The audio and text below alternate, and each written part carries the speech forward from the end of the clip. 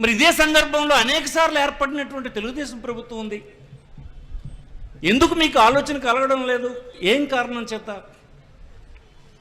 మీకేం తక్కువ చేయలేదే ఈ జిల్లా ప్రజలు ఎవరు కూడా? అనేక సార్లు అన్ని సీట్లు గెలిపించి అధికారం మీకు ఇచ్చారే. మరి ఇంతమందిలో అడుగుతున్నాం, తెలుగుదేశం పార్టీ ప్రభుత్వం ఈ 40 సంవత్సరాల్లో వాళ్ళ అధికారంలో ఉన్నటువంటి 20 సంవత్సరాల్లో ఎప్పుడైనా శాశ్వతమైంది ఈ జిల్లాకు ఒక్కటైనా చేశారంటే ఎవ్వరూ చెప్పలేకపోతున్నారు.